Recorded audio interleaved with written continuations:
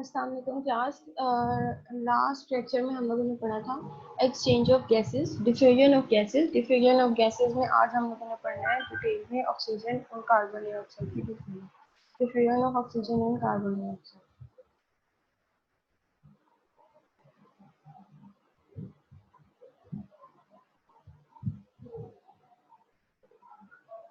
Diffusion from atmospheric air into the alveoli। Diffusion का तो हमें पता है कि डिफ्यूजन क्या होती है कि मतलब कोई भी मटीरियल है, गैस है, लिक्विड है, उसका हाई कंसंट्रेशन से लोअर कंसंट्रेशन की तरफ मूव करना है। ठीक है। Partial pressure of oxygen in the atmospheric air is 159 mmHg and in alveoli it is 104 mmHg. Because of the pressure gradient of 55 mmHg, oxygen easily enters from atmospheric air into the alveoli. Diffusion of oxygen from alveoli into the blood। मतलब इसकी आपको समझ लग गई ना कि जो मतलब इन्वायरमेंटल प्रेशर है वो 159 है और जो एल्वियोलाई में है वो 104 है। तो इतना प्रेशर ग्रेडियंट की वजह से वो बाहर से अंदर को मूव करेगी। आगे diffusion of oxygen from alveoli into blood. अब वो एल्वियोलाई में तो आ गई और आगे है अब ब्लड का।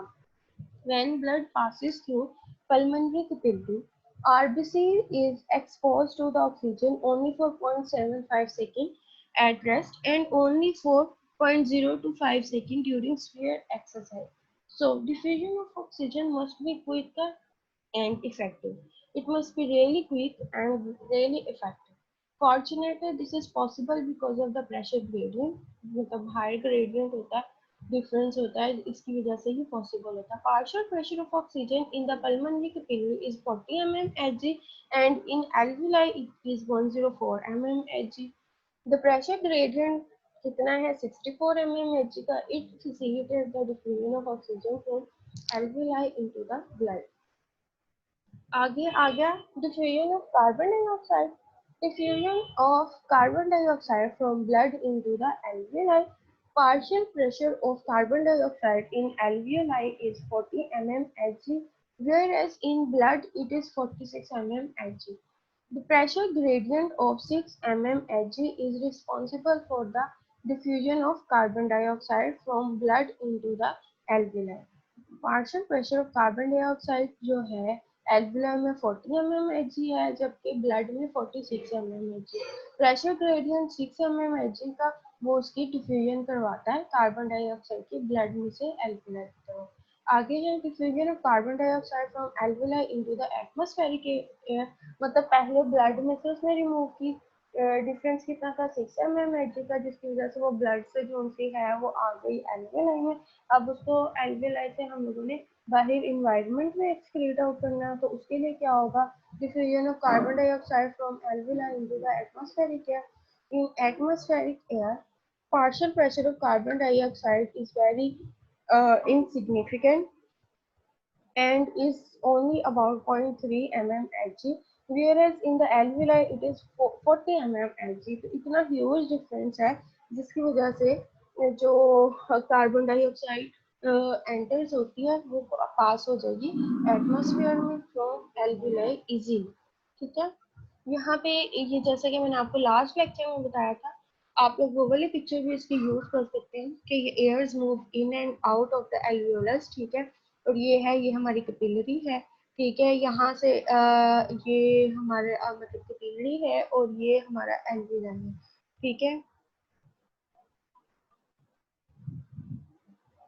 ब्लड लो इन ऑक्सीजन जो है और हाई इन कार्बन डाइऑक्साइड वो एंटर हो रहा है, इधर से एयर है वो इसमें डिफ्यूज होगी और कार्बन डाइऑक्साइड उसमें से ले लेगी और ऑक्सीजन उसको दे देगी। और यहाँ पे जो इसका ब्लू कलर है वो टोटली कन्वर्ट हो जाएगा रेड कलर में because of the oxygenation and removal of carbon dioxide.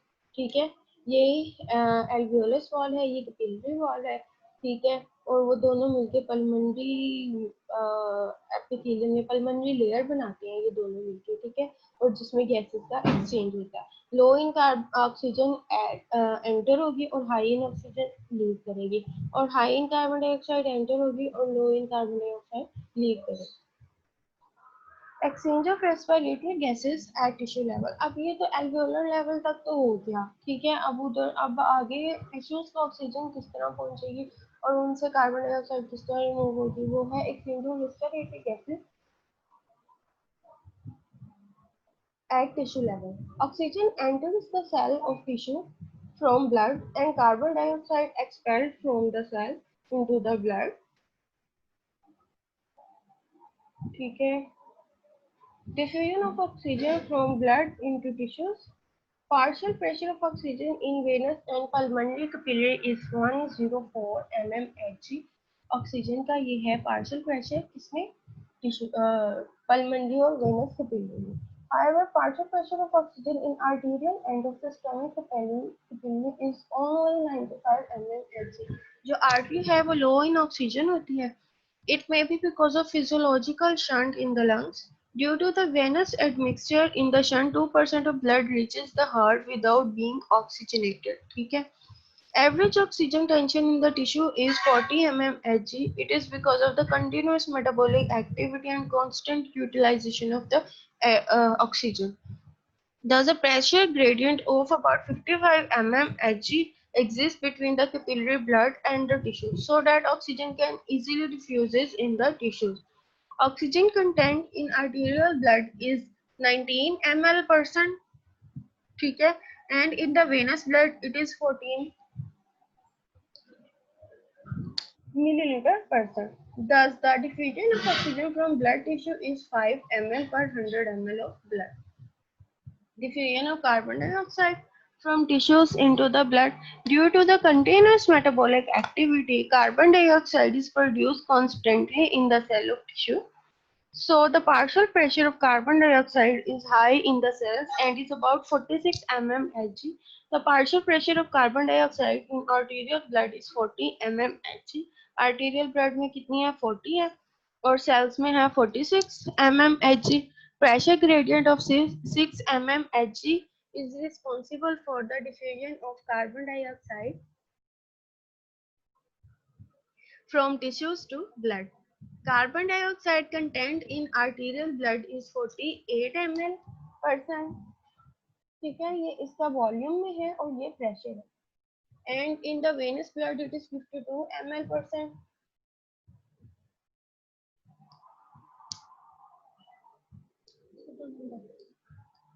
So the diffusion of carbon dioxide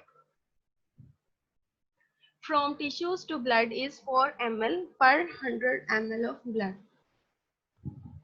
ये है इंस्पायर्ड एयर और ये है एक्सपायर्ड एयर। इंस्पायर्ड एयर आ गई high in oxygen and low in carbon dioxide, ठीक है।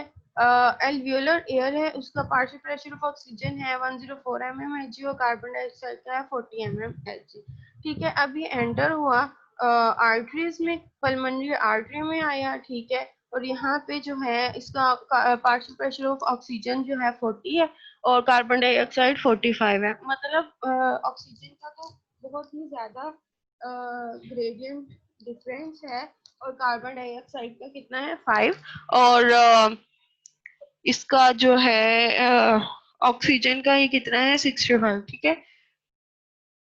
ये इस डिफरेंस की वजह से इधर डिफ्यूजन होगी, ऑक्सीजन इन करेगी और कार्बन डाइऑक्साइड आउट मूव करेगी, तो यहाँ पे क्या हो जाएगा, पार्शियल प्रेशर जो हो जाएगा इन वेन्स में which are carrying the oxygenated blood, उसमें ऑक्सीजन का पार्शियल प्रेशर हो जाएगा 95 और कार्बन डाइऑक्साइड का डिक्रीज कर जाएगा टू 40 mmHg, ठीक है। यहाँ से ये मूव करेगा पल्मोनरी वेन में और मतलब यहाँ से हार्ट से होता हुआ पूरे मतलब टिश्यूज को देगा और एक्सपायर्ड एयर जो है एक्सपायर्ड हो जाएगी, जिसमें ये होगा लो ऑक्सीजन होगी और हाई कार्बन डाइऑक्साइड होगी।